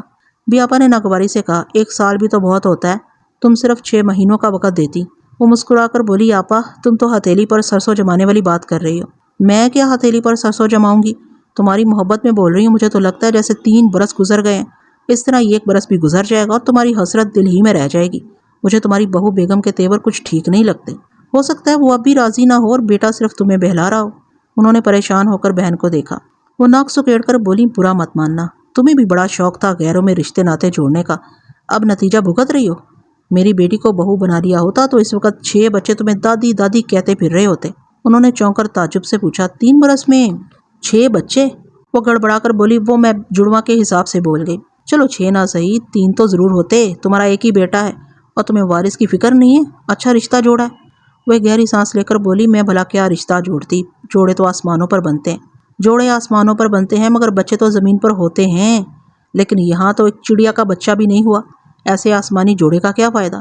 بی پاشا نے افسردگی سے سر چکا لیا، لوہا گرم ہو گیا تھا۔ انہوں نے چوٹ ماری، اچھا بھلا رشتہ ہو رہا تھا، میری بیٹی اس گھر کی بہو بننے والی تھی، لیکن یہ صدف نہ جانے کہاں سے بیچ میں آ گئی، یہ نعمان کے اور میری بیٹی کے بیچ میں آ گئی تھی، تو کیا اب میری بیٹی ان دونوں کے بیچ میں نہیں آ سکتی؟ بی پاشا نے چونک کر انہیں دیکھا، پھر کہا، پرانی باتوں کو چھوڑو، میں نے جو دوسری بہو لانے کی دھمکی دی ہے وہ ضرور اپنا اثر دکھائے گی۔ وہ بھڑکانے والے انداز میں بولی، ایسی دھمکیوں سے کچھ نہیں ہوگا، جو کرنا ہے وہ کر گزرو۔ آج کل کی یہ جوان اولاد ہم بزرگوں کو بیوقوف سمجھتی ہے، وہ تمہیں باتوں سے بہلا رہا ہے، تم بہل رہی ہو اور بہو دور کھڑی تمہارے احمق بننے کا تماشا دیکھ رہی ہے اور خوش ہو رہی ہے، تو کیوں نہ تم اس کی بازی اسی پر الٹ دو؟ کیا مطلب؟ سیدھی سی بات ہے، اپنی دھمکی کو دھمکی نہ رہنے دو، اس پر جلد ہی عمل کر ڈالو، دلہن صاحبہ کے سارے مزاج ہوا ہو جائیں گے۔ وہ سوچ میں پڑ گئی۔ بی آپا کی باتوں سے دل میں یہ اندیشہ جنم لینے لگا تھا کہ کیا واقعی بیٹا اسے بیوقوف بنا رہا ہے۔ انہوں نے پوچھا، آپا میں یہ کیسے معلوم کروں کہ وہ دونوں مجھے دھوکہ دے رہے ہیں؟ دوسری بہو لانے کی کوئی ٹھوس وجہ تو میرے ہاتھ میں ہونی چاہیے۔ بی آپا سر جھکا کر سوچنے لگیں، پھر بولی، وجہ ہو یا نہ ہو، دوسری شادی کوئی گناہ نہیں ہے، مرد تو 4 شادیاں کر سکتے ہیں۔ نہیں آپا، پھر بھی سوچ سمجھ کر قدم اٹھانا چاہیے، کوئی ٹھوس وجہ ہوگی تو بیٹے کا انکار دم توڑ دے گا، اور بغیر کسی وجہ کے دوسری شادی پر کیوں راضی ہوگا؟ بھی آپا نے کچھ سوچا، پھر سرگوشی میں کہا، سنو، مجھے تو لگتا ہے تمہاری بہو ہی بانچ ہے، 3 سال سے میاں کو بیوقوف بنا رہی ہے کہ بچے پیدا کر کے پابند نہیں ہونا چاہتی، وہ ضرور اپنی کوئی کمزوری چھپا رہی ہے، ورنہ شادی کے فوراً بعد ہی ہر عورت کے اندر ممتا کا جذبہ جاگ اٹھتا ہے۔ بی پاشا گہری سنجیدگی سے ان کی باتیں سن رہی تھی، وہ ان کے لیے سوچ کے نئے دروازے کھول رہی تھی، ایسے پہلوؤں پر روشنی ڈال رہی تھی جن پر بی پاشا نے کبھی غور ہی نہیں کیا تھا۔ دوسری صبح انہوں نے اپنے بیٹے سے کہا، نعمان، ناشتے کے بعد فوراً میرے کمرے میں آؤ، مجھے تم سے کچھ ضروری باتیں کرنی ہیں۔ بی آپا نے مانی خیز انداز میں مسکرا کر ان ماں بیٹے کو دیکھا، پھر سر جھکا کر ناشتہ کرنے لگی۔ ان کی لگائی ہوئی آنکھ بی پاشا کو اپنی لپیٹ میں لے چکی تھی۔ نعمان ناشتے سے فارغ ہو کر اپنی کرسی سے اٹھتے ہوئے بولا، ممی جلدی کریں، مجھے دیر ہو رہی ہے، آج نئے معاہدے کے سلسلے میں بہت ضروری میٹنگ ہونی ہے، میں پہلے ہی لیٹ ہو چکا ہوں۔ بی پاشا پہلے ہی بھری ہوئی تھی، رات بی آپا نے اس میں مزید بارود بھر دیا تھا۔ وہ چپتے ہوئے لہجے میں بیٹے سے بولی، میں جانتی ہوں تم اپنے ڈیڈی کے کاروبار کو بہت عروج اور بہت ترقی دے رہے ہو، لیکن کس لیے؟ تمہارے بعد کون ہے جو اس پھیلے ہوئے کاروبار کو سنبھالے گا؟ نعمان اور صدف نے چونک کر انہیں دیکھا، ان کا طنز بھرا لہجہ کچھ عجیب سا لگا۔ وہ بولی، پہلے تمہارے ڈیڈی یہ کاروبار سنبھالتے رہے تھے، اب تم سنبھال رہے ہو، لیکن تمہارے بڑھاپے میں کون اس دولت اور جائیداد کو سنبھالے گا؟ کون اس کروڑوں کے کاروبار کا وارث بنے گا؟ صدف پریشان ہو کر ساس کی باتیں سن رہی تھی۔ ایسے ہی وقت اس کی نظر بی آپا پر پڑی جو بڑی پرسکون دکھائی دے رہی تھی۔ وہ فوراً سمجھ گئی کہ یہ آگ انہی کی لگائی ہوئی ہے۔ نعمان صدف کی طرف سے مطمئن تھا، وہ سب کی خوشیوں کو مد نظر رکھتے ہوئے اسے بھرپور تعاون کر رہی تھی، لیکن گھر کے بزرگ طنز کے نشتر اچھالنے سے باز نہیں آ رہے تھے۔ رات کو بھی اولاد کے ذکر نے اسے پریشان کر دیا تھا، اب صبح ہوتے ہی پھر وہی ذکر چھڑ گیا تھا۔ اس نے جھنجھلا کر ماں سے پوچھا، کیا اولاد کے علاوہ اس گھر میں کوئی دوسری بات نہیں ہو سکتی؟ وہ بولی، جس گھر میں جو مسئلہ چل رہا ہو اسی پر دن رات بحث کی جاتی ہے، اور وارث کا مسئلہ ہمارے لیے بہت اہم ہے، لیکن تم اور تمہاری بیگم اس مسئلے کو کوئی اہمیت نہیں دے رہے ہو۔ وہ ذرا تیز لہجے میں بولا، یہ مسئلہ ہمارے لیے بھی اہم ہے، وہ آنے والا صرف آپ کا پوتا نہیں ہمارا بچہ بھی ہوگا، اور والدین ہونے کے ناطے ہمیں اس کی زیادہ فکر ہے۔ اس کے لہجے نے ماں کو چونکا دیا۔ بیٹے نے پہلی بار اونچی آواز میں بات کی تھی، صاف ظاہر ہو رہا تھا کہ بیوی کا جادو سر چڑھ کر بول رہا ہے، اور بی آپا کی یہ بات درست معلوم ہو رہی تھی کہ وہ بزرگوں کا ادب و لحاظ بھول گیا ہے۔ باپ جو اب تک خاموشی سے ناشتہ کر رہا تھا، ان کی باتیں سن رہا تھا، ایک جھٹکے سے اٹھ کر غصے سے بولا، نعمان، یہ تم کس لہجے میں اپنی ماں سے بات کر رہے ہو؟ وہ بولا، تو پھر آپ ہی نے سمجھائیں، یہ کون سا وقت ہے اس موضوع پر بات کرنے کا؟ میں نے کیسے یقین دلاؤں کہ سب کچھ ان کی مرضی کے مطابق ہو رہا ہے؟ ماں نے کہا، میں کیسے یقین کر لوں؟ تم 3 برس سے ہمیں دھوکہ دیتے آ رہے ہو، اب بھی دے سکتے ہو۔ صدف اس صورتحال سے پریشان ہو رہی تھی۔ نعمان نے کہا، آپ صبر تو کریں، 1 برس بعد ساری حقیقت آپ کے سامنے آ جائے گی، یہ یقین ہو جائے گا کہ ہم آپ کو دھوکہ نہیں دے رہے ہیں۔ وہ صدف کی حمایت میں بولا تھا، دعویٰ کر رہا تھا کہ 1 برس کے بعد ان سب کو اس خاندان کا وارث دے کر مطمئن کر دے گا، لیکن صدف کا تو جیسے سارا اطمینان ہوا ہو گیا تھا۔ اس نے گھور کر بی آپا کو دیکھا، وہ اپنی جگہ سے اٹھ کر نعمان اور بی پاشا کے درمیان آ کر بولی، بچہ ٹھیک ہی تو کہہ رہا ہے، تمہیں ذرا صبر سے کام لینا چاہیے۔ وہ بولی، 3 برس سے صبر ہی تو کرتی آ رہی ہوں، لیکن اب یہ 1 برس پہاڑ کی طرح لگ رہا ہے۔ نعمان نے کہا، 1 برس کا وقت بھی آپ نے ہی دیا ہے۔ بی آپا نے ان دونوں کو دیکھا، پھر کہا، تم دونوں یہ کیا 1 برس گائے جا رہے ہو؟ بی پاشا، تم تو بڑی ہو، سمجھدار ہو، کیا اتنی سی بات نہیں سمجھ سکتی کہ 1-2 برس کا نہیں، 1-2 مہینوں کا انتظار کرنا ہے؟ سب نے چونک کر انہیں دیکھا۔ وہ صدف کو دیکھ کر بڑے میٹھے انداز میں مسکرائیں، پھر بولی، بارش برسنے سے پہلے گھٹا چھاتی ہے، 1-2 ماہ میں ہی دلہن کے پاؤں بھاری ہوں گے تو باقی کا رسا پلک چھپکتے ہی گزر جائے گا۔ ان کی بات سن کر نعمان نے بڑے پیار سے مسکرا کر صدف کو دیکھا، ایسے میں سے شرمانا مسکرانا چاہیے تھا، لیکن اس نے سر جھکا لیا جیسے میاں سے نظریں چرا رہی ہو۔ بی پاشا شکایتی نظروں سے بی آپا کو دیکھ رہی تھی، وہ ان کے بیٹے اور بہو کو 1-2 ماہ کی چھوٹ دے کر اس گرما گرم معاملے کو پھر سے لٹکا رہی تھی۔ وہ پلٹ کر اپنے کمرے کی طرف جانے لگیں اور زیر لب بڑبڑانے لگیں، سب اپنی اپنی بولی بول رہے ہیں، کسی کو میرا احساس نہیں ہے، میں نے 3 برس انتظار کیا ہے، 1-2 ماہ اور کر لوں گی، لیکن یہ یقین سے کہتی ہوں کہ پھول کا پودا پھول ہی دے گا، پھل کبھی نہیں دے گا۔ وہ ناگواری سے بڑبڑاتی ہوئی اپنے کمرے میں چلی گئی۔ ان کے دل میں بی آپا کی کہی ہوئی یہ بات بیٹھ گئی تھی کہ بہو بانچ ہے، منصوبہ بندی کی آڑ میں اپنی کمزوری چھپا رہی ہے۔ باپ نے بیٹے سے کہا، نعمان، آج کی صورتحال دیکھ کر میں اندازہ کر رہا ہوں، اور ایسی تباہی سے پہلے ہی میں چاہوں گا کہ دوسرا راستہ اختیار کر لیا جائے۔ صدف نے سر اٹھا کر پریشانی سے سسر کو دیکھا، بات اس کی سوچ سے زیادہ بگڑ رہی تھی۔ بی آپا نے اپنے بہنوئی سے کہا، ماں گئی تو آپ بچے کے پیچھے پڑ گئے، کیوں صبح صبح اسے پریشان کریں، خدا را آپ اپنے کمرے میں جائیں اور آفس جانے کی تیاری کریں۔ وہ بیٹے کو گھورتے ہوئے اپنے کمرے کی طرف چلے گئے۔ بی آپا نے مسکرا کر نعمان کو دیکھا، پھر اس کے سر پر ہاتھ پھیرتے ہوئے بڑے پیار سے کہا، تم سمجھدار ہو، اپنے ماں باپ کی بے چینی کو سمجھ سکتے ہو، یہ اپنے دل سے مجبور ہیں۔ دادا دادی بننے کی حسرت انہیں بولنے پر مجبور کر رہی ہے۔ تم ان کی باتوں کو دل پر مت لو، چاند چڑھے گا تو یہی نہیں پوری دنیا دیکھے گی۔ وہ بولا، لیکن ان کی اجلت ہمیں الجھن میں مبتلا کر دیتی ہے خالہ جان، آپ ہی انہیں سمجھائیں، ان کی غلط فہمی دور کریں، ہم انہیں کوئی دھوکہ نہیں دے رہے ہیں۔ صدف انہیں چپتی ہوئی نظروں سے دیکھ رہی تھی اور نعمان کی معصومیت پر ناگواری سے سوچ رہی تھی۔ آگ لگا کر تماشا دیکھنے والے غلط فہمیاں پیدا کرتے ہیں، دور نہیں کرتے، اور خالہ جان بڑی خوبصورتی سے ہمارے آشیانے میں آگ بھڑکا رہی ہیں اور نعمان ان سے اچائی کی امید لگا رہے ہیں۔ وہ نعمان کی پیشانی چوم کر بولی، تم پریشان نہ ہو، میں ہوں نا، سب سنبھال لوں گی، تم آرام سے آفس جاؤ، ذہن پر کوئی بوجھ نہ لو، جب تک میں یہاں ہوں تمہیں فکر مند ہونے کی ضرورت نہیں ہے، جیسے ابھی میں نے بات سنبھالی ہے ویسے ہی آئندہ بھی سنبھالتی رہوں گی۔ وہ جس انداز سے بات سنبھال رہی تھی، صدف اس انداز کو اچھی طرح سمجھ رہی تھی۔ نعمان اور اس کے ڈیڈی آفس چلے گئے تو وہ صدف کے قریب آ کر بڑی اپنائیت سے بولی، دلہن، بی پاشا کی باتوں کا برا نہ ماننا، ان کے ذہنوں پر 3 برس کی بے اعتمادی چھائی ہوئی ہے، تم فکر نہ کرو، تمہارے ماں بننے کے آثار نظر آتے ہی ان کی بے اعتمادی دھل جائے گی۔ صدف خاموش کھڑی ان کی باتیں سن رہی تھی اور اندر ہی اندر غصے سے کھول رہی تھی۔ وہ ایک گہری سانس لے کر بولی، میں تو دن رات دعائیں مانگتی ہوں کہ جلد از جلد خوشی کی خبر سننے کو ملے۔ کیسی خالی خالی سی لگتی ہو، وہاں تمہاری گود بھرے گی اور یہاں سارا گھر خوشیوں سے بھر جائے گا۔ ہم بزرگ تو صرف دعاؤں ہی کا سہارا دے سکتے ہیں، باقی جو اللہ کو منظور، یا تم دونوں کی مرضی۔ انہوں نے اپنی بات کے آخر میں طنز کا نشتر چلانا ضروری سمجھا۔ اپنے چپتی ہوئی نظروں سے انہیں دیکھا، پھر پلٹ کر اپنے کمرے کی طرف چلی گئی۔ وہ بھی اطمینان کی گہری سانس لے کر بی پاشا کے کمرے میں آ گئی۔ وہ انہیں دیکھتے ہی بولی، آپا تم بھی خوب ہو، میری حمایت کرنے کی بجائے نعمان کی حمایت میں بول رہی تھی، رات مجھ سے کہہ رہی تھی کہ میں بیٹے اور بہو کو شے دیتی ہوں، اور اب خود کیا کر رہی تھی؟ وہ مسکرا کر بولی، میں جانتی تھی تم ناراض ہو رہی ہوگی، میں اس وقت جو کر رہی ہوں ٹھیک کر رہی ہوں، میری حکمت عملی کو سمجھو۔ تم بول رہی تھی، بہنوئی صاحب بولنے لگے تھے، میں بھی شروع ہو جاتی تو وہ ہتھے سے اکھڑ جاتا، تم نے دیکھا نہیں تھا، وہ ذرا سی بات پر آگ بگولا ہو گیا تھا، جوان اولاد سے منہ ماری ہوتی تو کیا تمہیں اچھا لگتا؟ وہ ذرا ناراضی سے منہ پھیر کر بیٹھ گئیں۔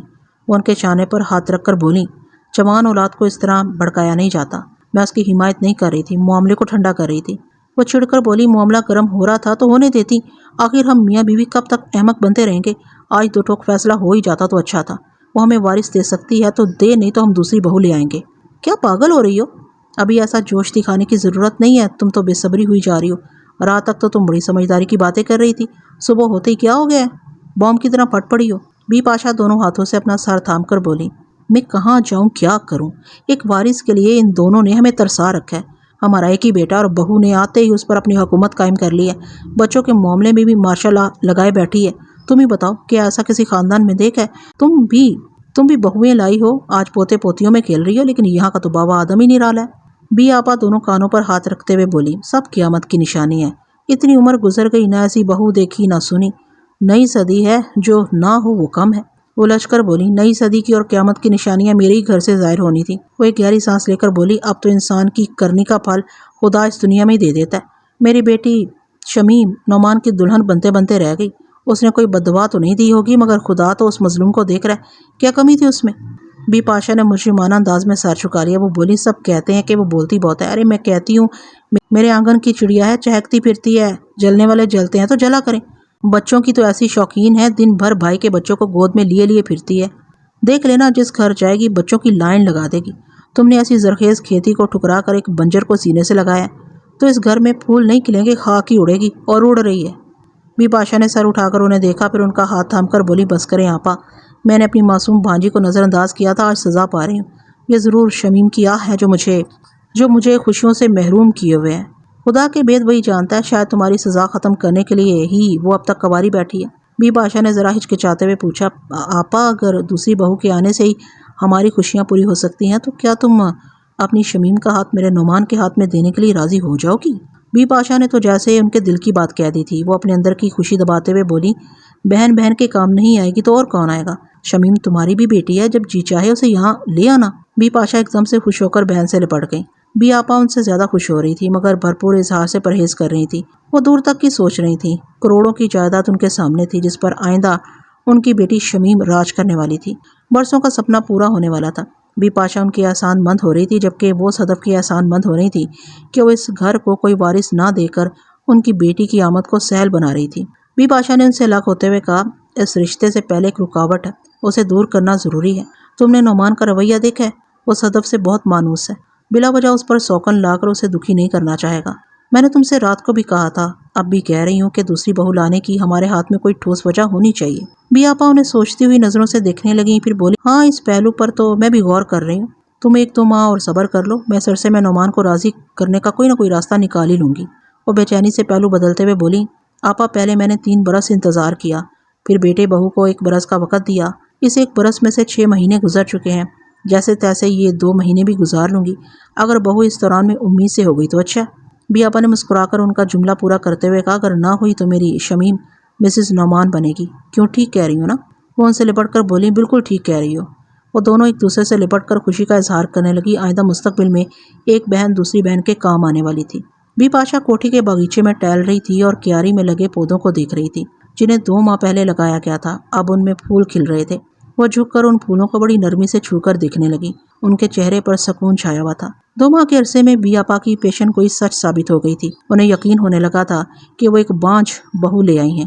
اگر وہ اولاد پیدا کرنے کے قابل ہوتی تو سوکن کے نام سے خوفزدہ ہو کر ہی خوشخبری سنا چکی ہوتی، لیکن اب تک ایسی کوئی بات سامنے نہیں آئی تھی۔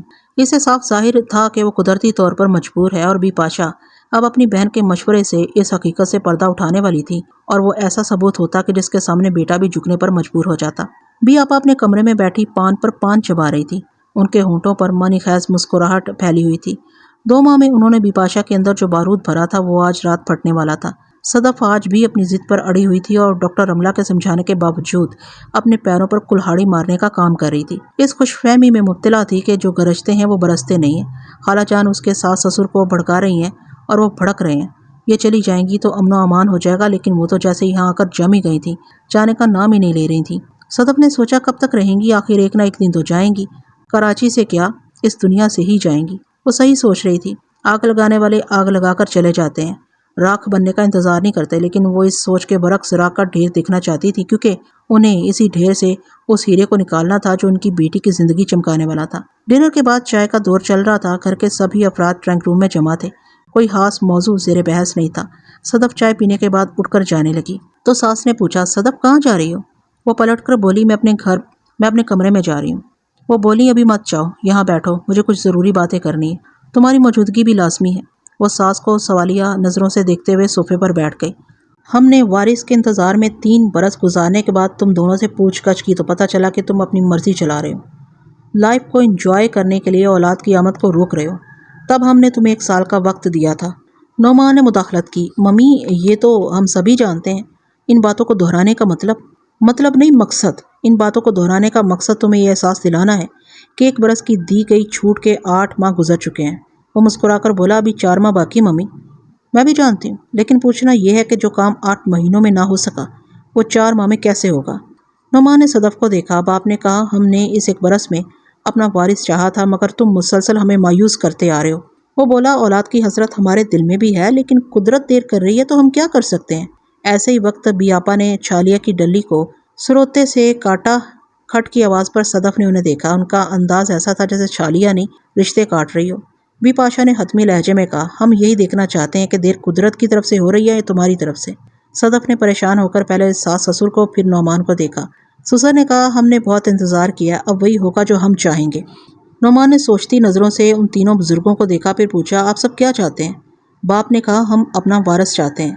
اس نے طنزیہ لہجے میں پوچھا، اور اس کے لیے آپ دوسری بہو لانا چاہتے ہیں؟ یہ سوچے بغیر کہ خدا کے گھر دیر ہے اندھیر نہیں ہے۔ ماں نے بہو کو دیکھا، پھر بڑے پیار بھرے لہجے میں بیٹے سے کہا، نہیں بیٹا، ہم ایسے ظالم نہیں ہیں، بغیر کسی وجہ کے صدف پر سوکن نہیں لانا چاہتے۔ ان دونوں نے الجھی ہوئی نظروں سے اپنے بزرگوں کو دیکھا۔ بی پاشا نے کہا، یوں تو ایک بہت اہم وجہ ہمارے ہاتھ میں ہے، لیکن یہ وجہ تصدیق کے بغیر بے بنیاد ہے۔ ہم دوسری بہو لائیں گے، مگر کچھ ضروری کارروائی کرنے کے بعد۔ نعمان نے پوچھا، کیسی کارروائی؟ آپ سب کیا چاہتے ہیں؟ ماں نے فیصلہ کن لہجے میں کہا، بہو کا میڈیکل چیک اپ۔ صدف نے چونک کر پریشان ہو کر ساس کو دیکھا، بات جہاں سے چلی تھی وہیں آ کر ٹھہر گئی تھی۔ کچھ عرصہ پہلے بھی گھر میں اس کے میڈیکل چیک اپ والی بات ہوئی تھی۔ نعمان نے ایک نظر صدف پر ڈالی، پھر کچھ سوچنے کے بعد ماں سے کہا، اگر آپ کی تسلی کے لیے صرف صدف کا میڈیکل چیک اپ ضروری ہے تو مجھے انکار نہیں ہے، مگر ایک بات یاد رکھیں کہ اگر یہ پازیٹیو ہوئی تو میں دوسری شادی نہیں کروں گا۔ صدف جو اب تک خاموشی سے سب کی باتیں سن رہی تھی، ایک دم سے چیخ کر بولی، میں میڈیکل چیک اپ نہیں کراؤں گی۔ آپ سب میرے بارے میں بات کر رہے ہیں، فیصلے کر رہے ہیں، لیکن مجھ سے کوئی مشورہ نہیں لے رہے ہیں۔ اور نعمان، تم نے کتنی آسانی سے کہہ دیا کہ یہ میرا چیک اپ کرانا چاہتے ہیں تو کرا لے۔ کل کو یہ مجھے کنویں میں پھینکنے کو کہیں گے تب بھی تم ان کی ہاں میں ہاں ملانا۔ وہ بولا تم غلط سمجھ رہی ہو، میں آئے دن کے جھگڑوں کو ختم کرنے کے لیے ان کی ہاں میں ہاں ملا رہا ہوں، مجھے پوری امید ہے کہ تم پازیٹیو ہوگی۔ بی پاشا اور بی آپا صدف کو دیکھ رہی تھیں۔ اس کا میڈیکل چیک اپ سے کترانا ان کے اندیشوں کو درست ثابت کر رہا تھا۔ بی آپا نے آگ لگانے والے انداز میں کہا، اے دلہن، سانچ کو آنچ کیا، اللہ کا نام لے کر گزر جاؤ اس مرحلے سے، رپورٹ ہماری سوچ کے مطابق ہی آئے گی۔ انہوں نے آخری جملہ بڑے معنی خیز انداز میں کہا تھا۔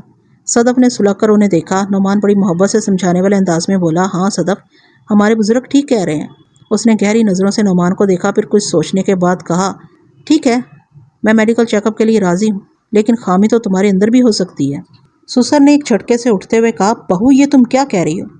وہ بولی، کچھ غلط نہیں کہہ رہی، اولاد نہ ہونے کی وجہ صرف میں ہی نہیں، آپ کے صاحبزادے بھی ہو سکتے ہیں۔ بی پاشا اور بی آپا نے چونک کر اسے دیکھا۔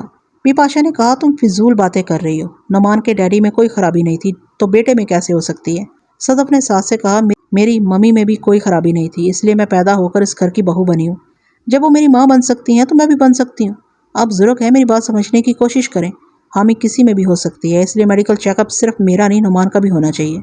بی پاشا اس بات پر جھنجھلا رہی تھی۔ انہوں نے کچھ کہنے کے لیے منہ کھولا تو نعمان نے فوراً ہی انکار کے انداز میں ہاتھ اٹھا کر کہا، نو ممی، یہ درست کہہ رہی ہے، جب اس کا میڈیکل چیک اپ کرایا جائے گا تو میرا بھی ہونا چاہیے۔ مجھ میں کوئی نقص ہو سکتا ہے، جب مجھے اعتراض نہیں ہے تو آپ کو بھی اعتراض نہیں کرنا چاہیے۔ بی پاشا نے اپنے میاں کی طرف دیکھا۔ بیٹا اپنی بیوی کے حق میں بول رہا تھا، لیکن اتنے انصاف سے بول رہا تھا کہ ان میں سے کوئی اعتراض نہیں کر سکتا تھا۔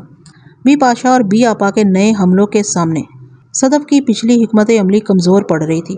وہ دوسرے ہی دن ڈاکٹر رملہ کے پاس گئی۔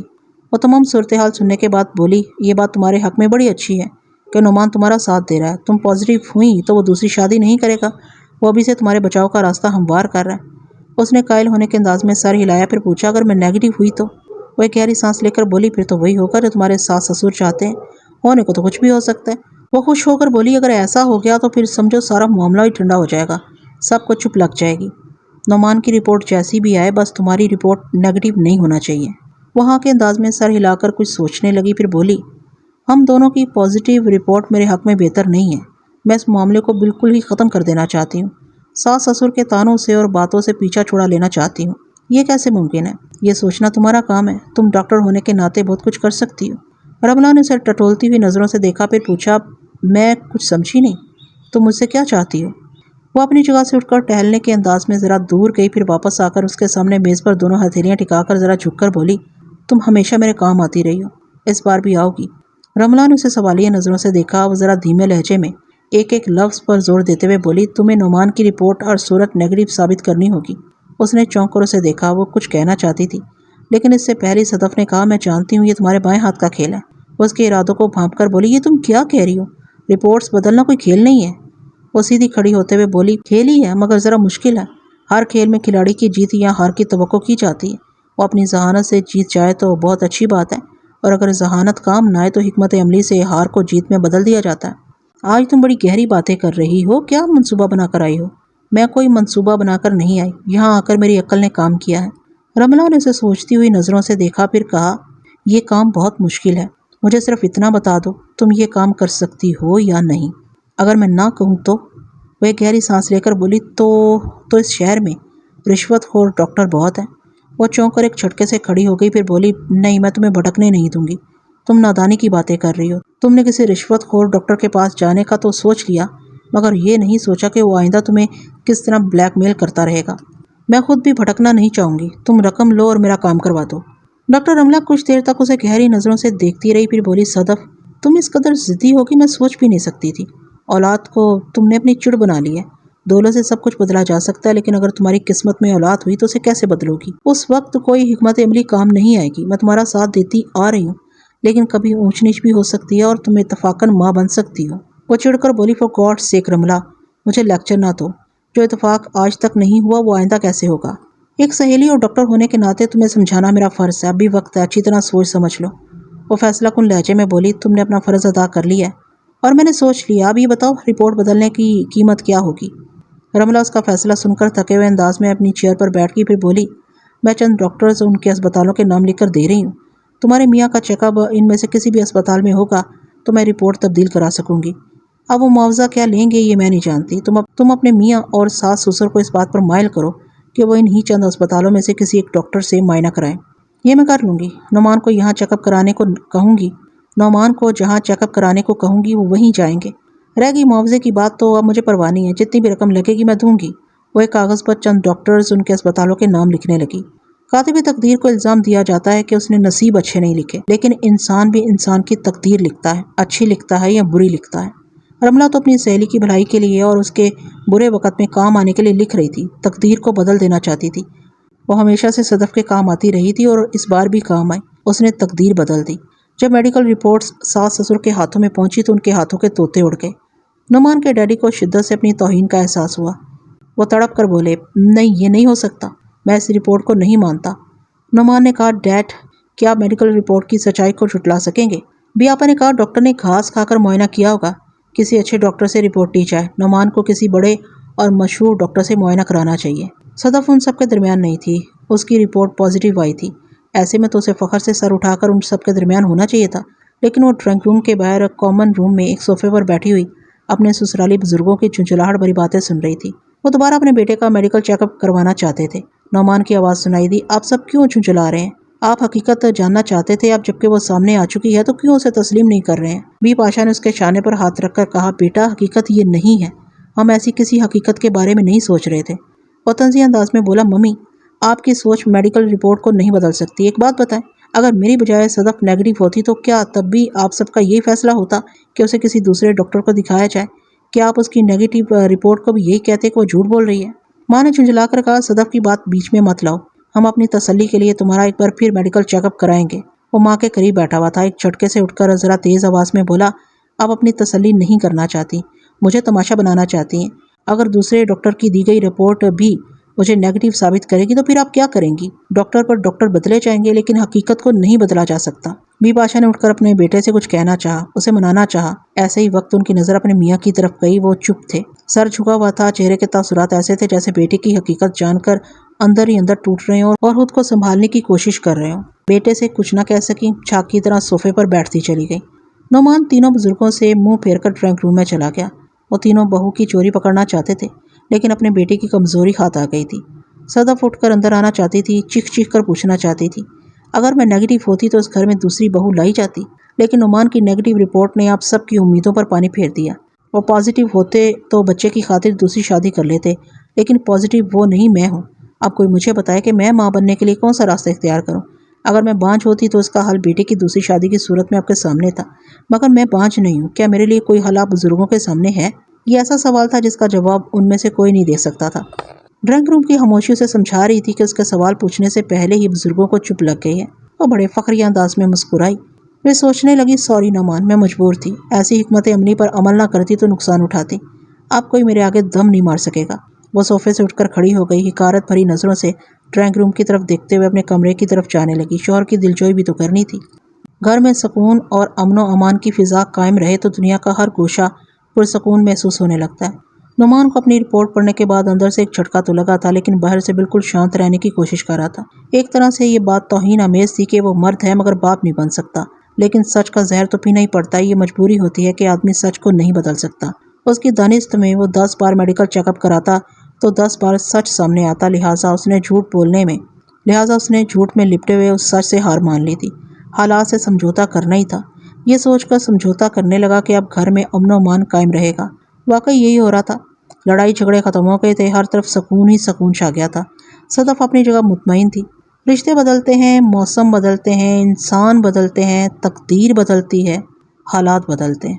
یہ دنیا اس لیے خوبصورت اور پرکشش لگتی ہے کہ اس کے اندر چھوٹی بڑی تبدیلیاں ہوتی رہتی ہیں۔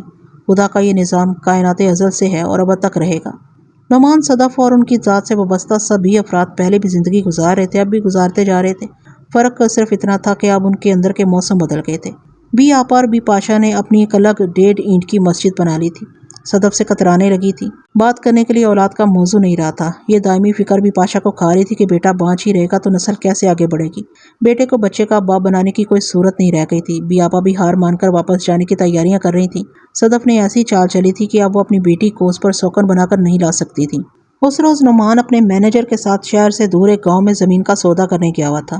وہ وہاں شوگر مل قائم کرنا چاہتا تھا۔ اس نے مینیجر سے کہا کہ یہ جگہ شوگر مل کے لیے آئیڈیل ہے، گنے کے کھیت یہاں سے قریب ہیں، انہیں کیری کرنے میں آسانی رہے گی۔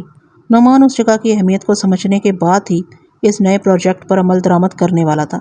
یہ قائم ہونے والی نئی شوگر مل ان کے کاروبار کو کروڑوں کا منافع دینے والی تھی، لیکن انسان سوچتا کچھ ہے اور ہوتا کچھ اور ہے۔ شام ہونے تک زمین کے مالکان سے تمام معاملات طے ہو گئے۔ نعمان کو گوٹھ کا پرسکون ماحول بہت اچھا لگ رہا تھا۔ اس نے گہری سانس لے کر اپنے ارد گرد تک پھیلے ہوئے ہرے بھرے کھیتوں کو دیکھا۔ ایسے ہی وقت اس کی نظر اپنی طرف آتی ہوئی 3 گاڑیوں پر پڑی۔ وہ دور سے چلی آ رہی تھی، ان میں 2 ویگن کاریں تھیں اور ان کے درمیان ایک پجارو نظر آ رہی تھی۔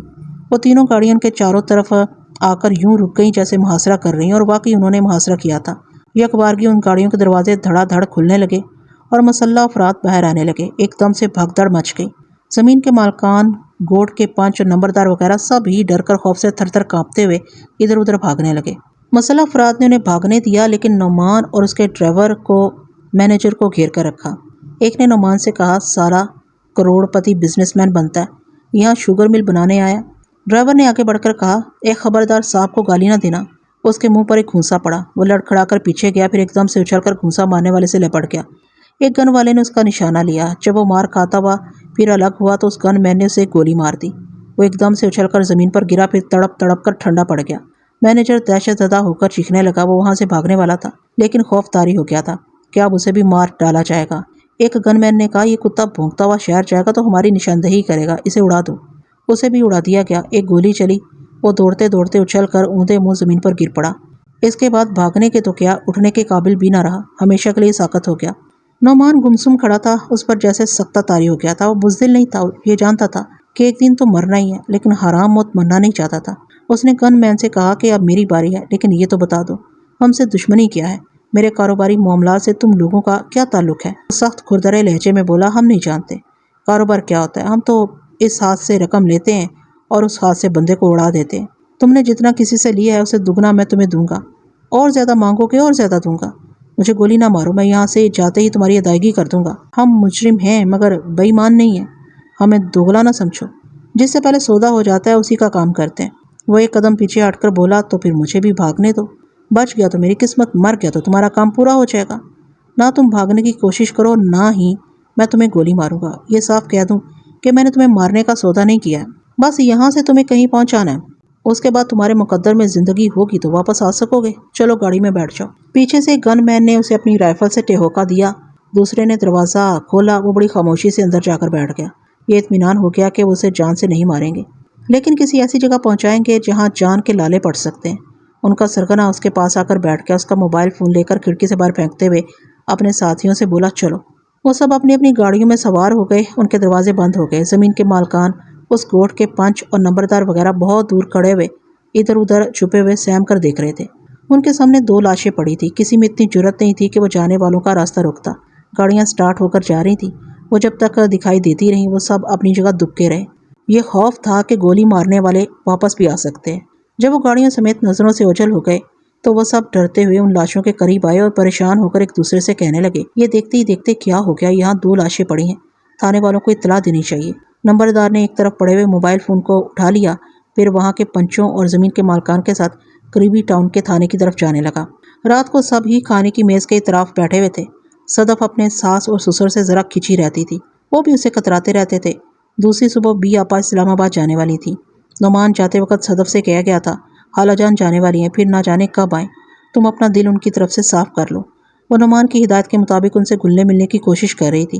رات کا کھانا کھانے کے لیے ان کے ساتھ ڈائننگ ٹیبل پر آ گئی تھی۔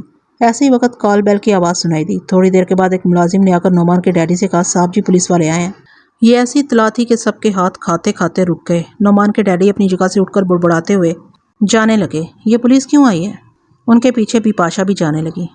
ان کے دروازے پر پہلے کبھی پولیس والے نہیں آئے تھے، یہ ان کے لیے حیرانی اور پریشانی کی بات تھی۔ صدف کے دل میں بھی تجسس پیدا ہوا، وہ بھی ان کے پیچھے جانے لگی۔ پھر بی آپا کب پیچھے رہنے والی تھی، وہ بھی ڈرائنگ روم میں پہنچ گئی۔ اس وقت تک ایک پولیس انسپکٹر گوٹھ کے نمبردار کے ساتھ اندر آ گیا تھا اور نعمان کے ڈیڈی سے پوچھ رہا تھا، آپ مسٹر نعمان کے کون ہیں؟ میں اس کا باپ ہوں۔ نمبردار نے کہا، جناب آپ کے لیے بری خبر ہے، آپ کے صاحبزادے کو اغوا کر لیا گیا ہے۔ یہ سن کر سب ہی کے دماغوں کو جھٹکا لگا۔ بی پاشا اپنے سینے پر ہاتھ رکھ کر چیخ پڑی، نہیں یہ نہیں ہو سکتا، میرے بیٹے کو بھلا کوئی کیوں اغوا کرے گا؟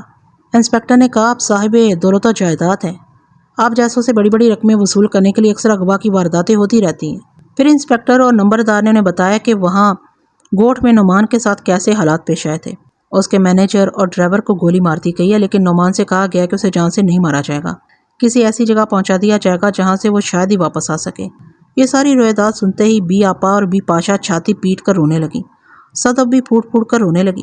نعمان کے ڈیڈی پریشان ہو کر انسپیکٹر سے کہہ رہے تھے، کسی بھی طرح میرے بیٹے کا سراغ لگایا جائے، اسے کہاں لے جایا گیا ہے، میں اس کی واپسی کے لیے لاکھوں روپے تاوان کے طور پر ادا کر سکتا ہوں۔ نمبردار نے کہا، جناب یہ معلوم کرنا بہت مشکل ہے۔ ان کا سرغنہ کہہ رہا تھا کہ نعمان صاحب کو ایسی جگہ پہنچایا جائے گا جہاں سے وہ خوش نصیب ہوئے تو واپس آ سکیں گے۔ صدف روتے روتے سن رہی تھی۔ یہ آخری بات سنتے ہی صدمے سے سر چکرا گیا، پھر اسے ہوش نہ رہا کہ وہ کہاں ہے۔ جب وہ ہوش میں آئی تو اس نے خود کو اپنے بیڈ روم میں پایا۔ وہ چھت کو تکنے لگی، سوچنے لگی، پھر اسے یاد آیا کہ اس نے نعمان کے اغوا ہونے کی بری خبر سنی تھی۔ اسی وقت چکرا کر گر پڑی تھی۔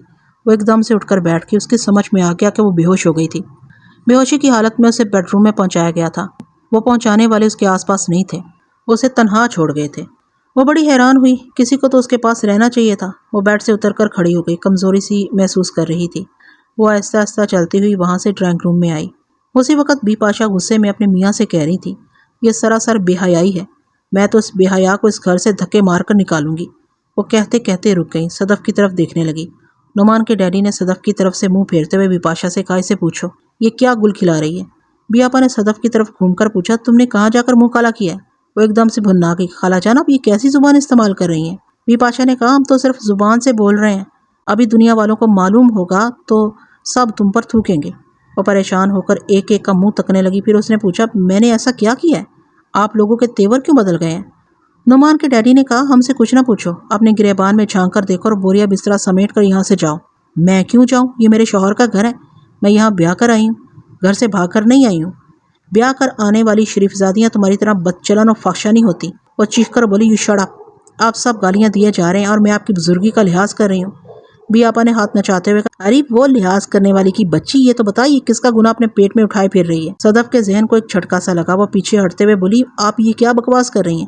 بکواس تو کر رہی ہے، اب تک ہمارے بیٹے کو محبت کے جال میں پھنسا کر دھوکہ دیتی رہی اور چوری چھپے کسی یار سے ملتی رہی۔ بی پاشا نے کہا، تو بے ہوش ہو گئی تھی، ہم نے لیڈی ڈاکٹر کو بلایا تھا، اس نے تیرا معائنہ کیا تھا، اس نے صاف صاف کہا ہے کہ تو ماں بننے والی ہے۔ صدف کا سر چکرانے لگا، وہ دھپ سے صوفے پر بیٹھ گئی۔ وہ تو ماں نہیں بننا چاہتی تھی، پھر کسی لیڈی ڈاکٹر نے یہ رپورٹ کیسے دی؟ اس نے انکار میں سر ہلاتے ہوئے کہا، نہیں یہ کبھی نہیں ہو سکتا، لیڈی ڈاکٹر اناڑی ہوگی، اس نے اچھی طرح معائنہ نہیں کیا ہوگا۔ تو اب اپنے مائکے جا کر معائنہ کرا لے، ایک نہیں 10 سے کرا لے، چاند چڑھنے والا ہے، سب ہی دیکھیں گے، پہلے تو ہی دیکھ لے تو اچھا ہے۔ نعمان کے ڈیڈی نے کہا، میں نے تمہارے چچا کو بتا دیا، وہ کہہ رہے تھے صبح کی ٹرین سے سوار ہوں گے اور شام تک یہاں پہنچ جائیں گے۔ ہم نے گیسٹ ہاؤس کا دروازہ کھلوا دیا ہے، تم ابھی اپنا ضروری سامان سمیٹو اور یہاں سے نکل جاؤ، تمہیں کل شام تک اس گیسٹ ہاؤس میں رہنے کی اجازت ہے۔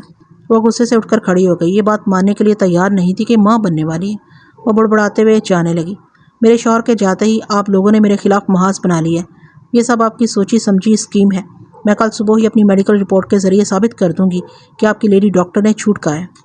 نعمان کے ڈیڈی نے گرج کر کہا، رک جاؤ، ہمیں نادان نہ سمجھو، تم کل شام تک اس کوٹھی کے احاطے سے باہر نہیں جاؤ گی۔ بی پاشا نے کہا، تم اپنی مکاری سے حمل ضائع کرا سکتی ہو، ہمارے سچ کو جھوٹ بنا سکتی ہو، اور ہم ایسا نہیں ہونے دیں گے۔ پہلے تمہارے چچا کے سامنے تمہیں گنہگار ثابت کریں گے، اس کے بعد ہی تمہیں یہاں سے جانے دیں گے۔ صدف پر جیسے سختہ طاری ہو گیا، اسے قیدی بنا کر رکھا جا رہا تھا۔ اسے اپنی سہیلی ڈاکٹر رملہ کی باتیں یاد آ رہی تھی۔ رملہ نے کہا تھا، اگر تمہاری قسمت میں اولاد ہوئی تو اسے کیسے بدلو گی؟ اس وقت کوئی حکمت عملی کام نہیں آئے گی، میں تمہارا ساتھ دیتی آ رہی ہوں، لیکن کبھی اونچ نیچے ہو سکتی ہے، تم اتفاقاً ماں بن سکتی ہو۔ رملہ کی یہ بات درست ثابت ہوتی دکھائی دے رہی تھی۔ اگر وہ واقعی ماں بن رہی تھی تو یہ ثابت نہیں کر سکتی تھی کہ اس کے ہونے والے بچے کا باپ نعمان ہے، کیونکہ وہ میڈیکل رپورٹ کے ذریعے اسے بانجھ اور نکارہ بنا چکی تھی۔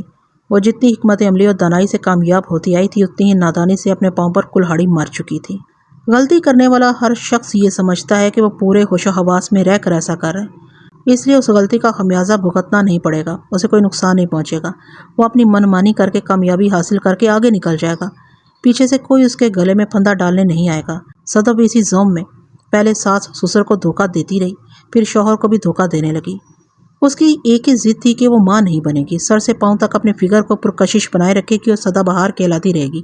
اپنے شوہر نعمان کو میڈیکل رپورٹ کے ذریعے بانجھ ثابت کرنے کے بعد تو اسے ساری زندگی کے لیے آزادی مل گئی تھی۔ وہ بچے کی روک تھام کے لیے چوری چھپے دوائیں استعمال کرتی رہتی تو آگے پیچھے جھولنے والے بچوں سے نجات حاصل کرتی رہتی۔ انسان ہزار تدبیریں کرے لیکن تقدیر کے ایک ہی وار سے اس کی تمام تدابیر خاک میں مل جاتی ہیں۔ اس سے یہ ثابت ہوتا ہے کہ انسان قدرت کے آگے بے بس ہو جاتا ہے۔ اس وقت بھی وہ پوری طرح بے بس ہو گئی تھی، پھر بھی دل کو سمجھا رہی تھی کہ ساس سسر جھوٹ کہہ رہے ہیں یا پھر لیڈی ڈاکٹر نے غلط معائنہ کیا ہے۔ وہ کبھی ماں نہیں بن سکتی۔ جب دوائیں استعمال کر رہی تھی تو ماں بننے کا سوال ہی پیدا نہیں ہوتا۔ ہمیشہ برے وقت میں ہی خدا یاد آتا ہے، لیکن اسے ڈاکٹر رملہ یاد آیا کرتی تھی۔ اس نے فوراً ہی اپنے موبائل کے ذریعے رابطہ کیا، پھر اس کی آواز سن کر بولی، میں بول رہی ہوں، اس وقت بڑی مصیبت میں پھنسی ہوئی ہوں۔ اس نے پوچھا، ایسی کیا بات ہو گئی ہے؟ تم تو بہت ہی پریشان لگ رہی ہو۔ کیا بتاؤں، کچھ نامعلوم افراد نے نعمان کو اغوا کر لیا ہے، ان کے مینیجر اور ڈرائیور کو گولی مار دی ہے۔ رملہ نے شدید حیرانی پریشانی سے کہا، یا اللہ خیر، یہ کب ہوا، کیسے ہوا؟ وہ نعمان کے اغوا کے سلسلے میں مختصر سی باتیں بتانے کے بعد بولی، مجھ پر تو قیامت پر قیامت آ رہی ہے۔ میں نعمان کے اغوا کی خبر سن کر چکرا کر گری تھی، بے ہوش ہو گئی۔ جب ہوش آئی تو میرے ساس سسر کے تیور بدلے ہوئے تھے، وہ کہہ رہے تھے کہ میں ماں بننے والی ہوں۔ رملہ نے چونک کر پوچھا، کیا؟ انہوں نے کیا کہا؟ تمہیں بھی حیرانی ہو رہی ہے نا؟ وہ کہہ رہی تھیں کہ بے ہوشی کے دوران میں کوئی لیڈی ڈاکٹر آئی تھی، اس نے معائنہ کیا تھا، اس نے ہی یہ خبر سنائی ہے کہ میں ماں بننے والی ہوں۔ ارے یہ تو بہت بڑی خوشخبری ہے۔ نعمان آج نہیں تو کل واپس ضرور آئیں گے۔ اغوا کرنے والے تاوان کے طور پر اچھی خاصی رقم طلب کرتے ہیں۔ تم لوگوں کے پاس دولت کی کیا کمی ہے؟ تاوان ادا کر کے اپنے میاں کو واپس لا سکتی ہو، پھر خوشیاں ہی خوشیاں ہیں۔ تمہارے ساس سسر بھی تم پر صدقے باری جائیں گے۔ وہ جھنجھلا کر بولی، تم میری بات تو سن نہیں رہی ہو، اپنی کہے جا رہی ہو۔ اب بولنے کے لیے کیا رہ گیا؟ تم ماں بننے سے جھنجھلا رہی ہو نا۔ میں تمہاری فطرت کو اچھی طرح سمجھتی ہوں۔ کیا میں اسی دن کے لیے تمہارا تعاون حاصل کر رہی تھی اور چوری چھپے دوائیں کھا رہی تھی؟ ہاں یہ تو ہے، دوائیں تم استعمال کر رہی تھی۔ یہی تو میں پوچھ رہی ہوں کہ میں ماں کیسے بن سکتی ہوں؟ مجھے یقین نہیں آتا کہ میرے ساس سسر درست کہہ رہے ہیں اور کسی لیڈی ڈاکٹر نے میرا معائنہ کیا ہے۔ یقین نہیں آ رہا تو میرے پاس آ جاؤ، میں معائنہ کرتی ہوں۔ اب تو کافی رات ہو چکی ہے، کل صبح کلینک کے وقت تم میرے پاس چلی آنا۔ میں نہیں آ سکتی، یہاں مجھے قیدی بنا کر رکھا گیا ہے۔ وہ یہ سمجھ رہے ہیں کہ اگر مجھے موقع ملا تو میں باہر جا کر اپنی ممتا کو ضائع کرا دوں گی۔ یہ لوگ مجھے الزام دے رہے ہیں کہ میں بدچلن ہوں، فاحشہ ہوں۔ میں نے کہیں کسی کے پاس جا کر منہ کالا کیا اور اس کے بچے کی ماں بن رہی ہوں۔ رملہ نے پوچھا، یہ کیا بکواس ہے؟ وہ ایسا کیوں کہہ رہے ہیں؟ وہ ایسا اس لیے کہہ رہے ہیں کہ نعمان کی میڈیکل رپورٹ کے مطابق وہ بانجھ ہے، باپ بننے کے قابل نہیں ہے۔ اس کا مطلب تو یہی ہوا نا، یہ بچہ کسی اور کا ہے۔ میں تو بری طرح بدنام ہو جاؤں گی۔ ایک تو ماں بننا نہیں چاہتی، دوسرے ذلت اور رسوائی الگ ہوگی۔ پلیز رملہ، مجھے تسلی دو، میں ماں بننے والی نہیں ہوں۔ یہ سب کچھ جو کچھ ہو رہا ہے جھوٹ ہے، خواب ہے، بھیانک خواب۔ میں اسی طرح تسلی دے سکتی ہوں کہ تمہارا معائنہ کر کے سچ اور جھوٹ بتا سکوں۔ اگر سچ ہوا تو میں کچھ نہیں کر سکوں گی۔ یہ بات مت کہو، میرے لیے تم بہت کچھ کر سکتی ہو۔ اگر یہ سچ ہوا تو مجھے ماں بننے سے نجات دلا سکتی ہو۔ وہ سخت لہجے میں بولی، بکواس نہیں کرو۔ آج تک میں نے تمہاری ہر بات مانی ہے، لیکن ایک نئی جان تمہارے اندر پیدا ہو چکی ہے، میں اسے نہیں ماروں گی۔ اتنا بڑا گناہ کبھی نہیں کروں گی۔ کیا مجھے دنیا والوں کے سامنے ذلیل کرو گی؟ میڈیکل رپورٹ کے مطابق نعمان باپ نہیں بن سکتے۔ سب یہ پوچھیں گے یہ بچہ کس کا ہے؟ میں کس کس کو جواب دیتی پھروں گی کہ یہ نعمان کا ہے؟ کیسے ثابت کروں گی؟ میری پارسائی کا یقین دلانے کے لیے نعمان بھی نہیں ہے۔ وہ آج نہیں ہے لیکن چند دنوں میں آ جائیں گے، پریشان کیوں ہو رہی ہو؟ اگر وہ آ جائیں گے تو وہ بھی یقین نہیں کریں گے، وہ بھی مجھے بدچلن اور فحشہ سمجھیں گے۔